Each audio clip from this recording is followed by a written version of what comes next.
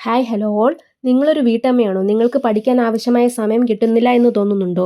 വീട്ടുജോലികൾ തീരുന്നില്ല എന്ന് തോന്നുന്നുണ്ടോ? അവർക്ക് വേണ്ടിയിട്ടുള്ള ഒരു കിടിലൻ ടിപ്സാണ് ഇത്. ഈ രീതി ഫോളോ ചെയ്താൽ ഡെയിലി ഒരു 8 അവേഴ്സ് കിട്ടും. മോർണിംഗ് 5 ടു രാത്രി 11 വരെയാണ്. ഇതിൽ നമുക്ക് 9 സെക്ഷനായിട്ട് ഡിവൈഡ് ചെയ്യാം. അങ്ങനെയാണ് നമുക്ക് 8 അവേഴ്സ് കിട്ടുന്നത്. ഫസ്റ്റ് സെക്ഷൻ രാവിലെ 5 മണി മുതൽ 6 മണി വരെ പഠിക്കുക എന്നതാണ്. മോർണിംഗ് എപ്പോഴും നിങ്ങൾ ഡിഫിക്കൽട്ടായിട്ടുള്ള സബ്ജക്റ്റ് വേണം ചൂസ് ചെയ്യാൻ. ആൻഡ് ഒരു കാര്യം ശ്രദ്ധിക്കുക, ഇന്ന് എന്ത് പഠിക്കണമെന്ന് തലേ ദിവസം തന്നെ ഒരു ടു ഡു ലിസ്റ്റ് പ്രിപ്പയർ ചെയ്ത് വയ്ക്കണം. സെക്കൻഡ് സെക്ഷൻ രാവിലെ 6 മണി മുതൽ 10 മണി വരെയാണ്. ഇതിനിടയിൽ വീട്ടുജോലികൾ പരമാവധി ചെയ്യാം, കുട്ടികളെ സ്കൂളിലാക്കാം, നമുക്കും ഒന്ന് സെറ്റാവാം. തേർഡ് സെക്ഷൻ രാവിലെ 10 മുതൽ 12 മണി വരെയാണ്. ഇവിടെ നിങ്ങൾക്കൊരു 2 അവേഴ്സ് സമയം കിട്ടും. ആ സമയം മാക്സിമം യൂട്ടിലൈസ് ചെയ്യുക. ശ്രദ്ധിക്കേണ്ട കാര്യം, 2 മണിക്കൂറിൽ ഓരോ 20 മിനിറ്റ് കൂടുമ്പോഴും ഒരു കുഞ്ഞു ബ്രേക്ക് എടുക്കണം. ബിക്കോസ് നമ്മുടെ തലച്ചോറിന് ഒരു കാര്യം 20 മിനിറ്റ് വരെ മാക്സിമം ഫോക്കസ് ചെയ്യാനുള്ള കപ്പാസിറ്റി ഉള്ളൂ എന്നാണ് ഗവേഷണങ്ങൾ അഭിപ്രായപ്പെടുന്നത്. സോ ഓരോ 20 മിനിറ്റ്സ് കൂടുന്തോറും നമ്മളൊരു കുഞ്ഞു ബ്രേക്സ് എടുക്കുക. ആൻഡ് ഫോർത്ത് സെക്ഷൻ ഉച്ചയ്ക്ക് 12 മണി മുതൽ 1 മണി വരെയാണ്.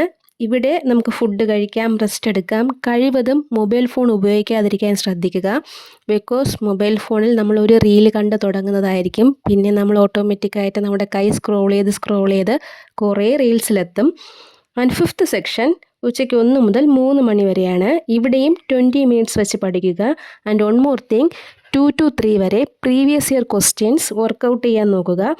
ബിക്കോസ് നമ്മുടെ ഒരു PSCയുടെ പാറ്റേൺ 2 മണി മുതൽ 3 മണി വരെ ആ റേഞ്ചിനിടയിലാണ്. സോ ആ സമയം നിങ്ങളും എക്സാം എഴുതി പരിശീലിക്കുകയാണെങ്കിൽ ആ ടൈമായിട്ട് നമ്മൾ കുറച്ചും കൂടി ഒന്ന് ഫെമിലിയർ ആവും.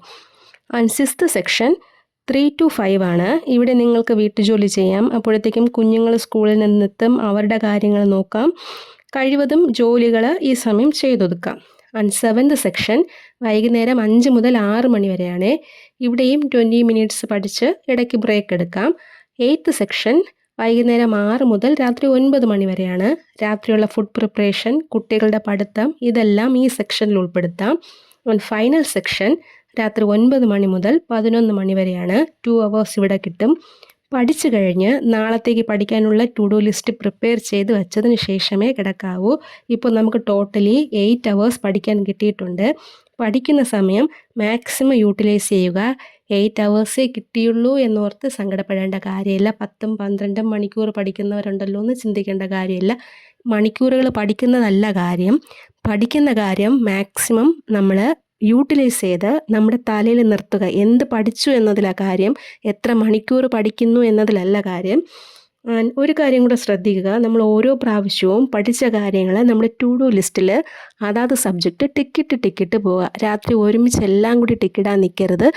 പഠിച്ചത് ഉടനെ തന്നെ ടു ഡു ലിസ്റ്റിൽ ടിക്കിടുക.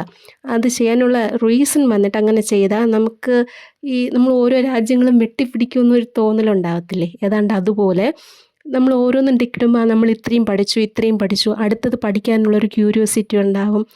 അപ്പോൾ കഴിവതും അപ്പോൾ തന്നെ പഠിച്ച ഉടനെ തന്നെ ഇത് ടിക്കിട്ട് പോവുക. കൂടുതൽ ടിപ്സ് അറിയുന്നതിന് വേണ്ടിയിട്ട് ഈ channel like, share and subscribe. അപ്പോൾ ബൈ.